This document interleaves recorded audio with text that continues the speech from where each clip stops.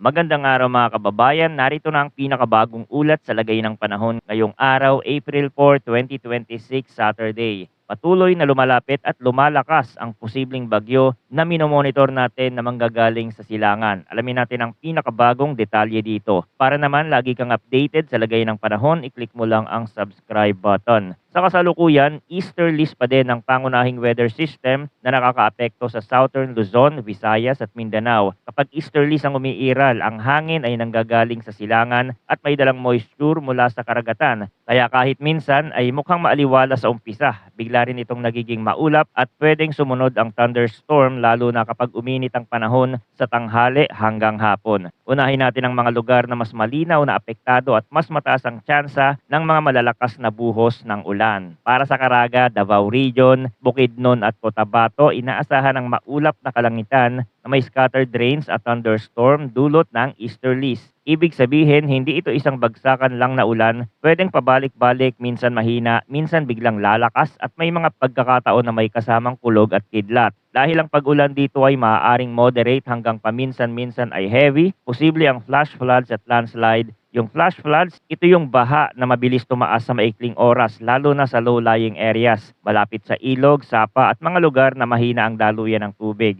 Ang landslide naman ay mas tumataas ang risk kapag tuloy-tuloy ang ulan at basang-basa ang lupa, lalo na sa mga lugar na may slope at sa mga kalsadang tabing bundok. Kaya kung nasa Caraga kayo, maging alerto sa mga lugar na malapit sa river system at mga creek dahil kahit hindi tuloy-tuloy ang ulan buong araw, pwedeng may isang matinding buhos sa maikling oras na magpapataas ng tubig. Sa Metro Manila, Ilocos Region, Cordillera Administrative Region, Cagayan Valley at Central Luzon, sa mga lugar na ito, partly cloudy to cloudy skies ang inaasahan na may isolated rain showers o thunderstorm. Epekto naman ito ng localized thunderstorm. Ibig sabihin kapag localized thunderstorm, pwedeng biglaan at pwedeng spotty, meaning sa isang lugar uulan ng malakas pero sa katabing lugar halos wala. Kaya kung ang tanong ay uulan ba ngayon, ang sagot ay posible pero hindi pare-pareho ang timing at hindi sabay-sabay ang lahat. Ang risk dito kapag tumama ang severe thunderstorm, posible ang flash floods at landslide. Sa Metro Manila, kahit panandalian lang ang malakas na ulan, mabilis magbaha sa ilang kalsada, lalo na kung barado ang drainage. Kaya kung lalabas, maglaan ng extra time sa biyahe, iwasan ang flood-prone routes, at huwag ipilit dumaan sa baha na hindi mo alam ang lalim. Sa Ilocos Region at Cagayan Valley, bantayan ang mga daluyan ng tubig at iwasan ang pagtawid sa rumaragasang agos. Sa Cordillera Administrative Region, kahit hindi laging malakas ang ulan, ang kombinasyon ng ambon at biglang buhos ay pwedeng magpababa ng visibility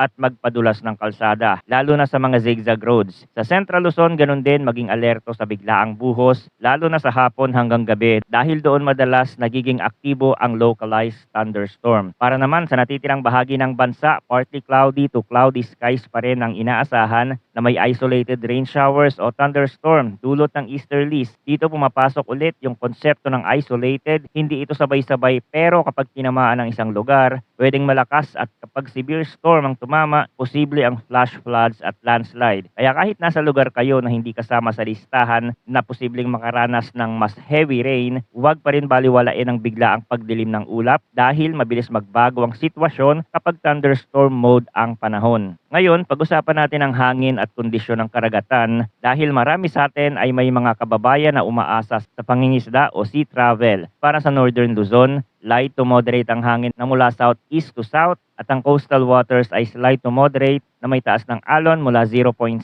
hanggang 1.8 meters. Para sa natitirang bahagi ng Luzon, slight to moderate din ang hangin mula east to southeast at ang coastal waters ay slight to moderate mula 0.6 hanggang 1.5 meters. At para sa Visayas at Mindanao, light to moderate ang hangin mula northeast to east at ang coastal waters ay slight to moderate din mula 0.6 hanggang 1.5 meters. Sa madaling salita, hindi ito yung klase ng sea condition na automatic na bawal lahat. Pero kailangan pa rin maging maingat dahil kapag may thunderstorm malapit sa baybayin, pwedeng biglang lumakas ang hangin at tumaas ang alon kahit nasa slight to moderate range ang forecast. Kaya kung maliit ang bangka at lalo na kung lalayo sa baybayin, mas okay na conservative ang desisyon Kung dumidilim ang ulap sa karagatan at may senyales ng thunderstorm, mas ligtas na ipagpaliban ang paglayag. Ngayon, tingnan naman natin ang init at halumigmig dahil ito ang tumutulong ipaliwanag kung bakit mas active ang thunderstorm sa ganitong panahon. Base sa extreme of temperatures of relative humidity para sa 24-hour period na nagtatapos ng 8 o'clock p.m. yesterday,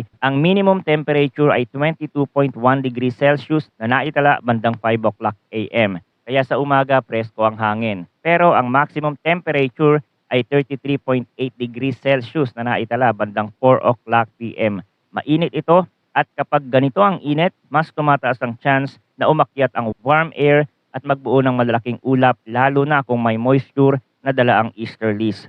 Pagdating sa humidity, ang maximum relative humidity ay 85% bandang 5 o'clock a.m. kaya mamasa-masa ang hangin sa madaling araw. Ang minimum relative humidity ay 35% bandang 4 o'clock p.m. kaya sa hapon mas dry ang pakiramdam pero mainit. At kapag pinagsama mo ang init at ang moisture na umiikot sa atmosphere, ito yung recipe kung bakit pwedeng biglang magkaroon ng thunderstorm cell sa ilang lugar, lalo na kapag nag-trigger ang localized convection. Ngayon, dumako tayo sa latest tropical cyclone threat potential na inilabas ng Pag-asa para sa week 1, April 2 hanggang April 8. Ang sinasabi sa datos ay walang nakikita sa ngayon na TC-like vortex o TCLV sa loob ng Philippine Maritime Domain. Pero ayon sa model forecast, posibleng mabuo ang TCLV-1 sa eastern boundaries ng TCID at TCAD.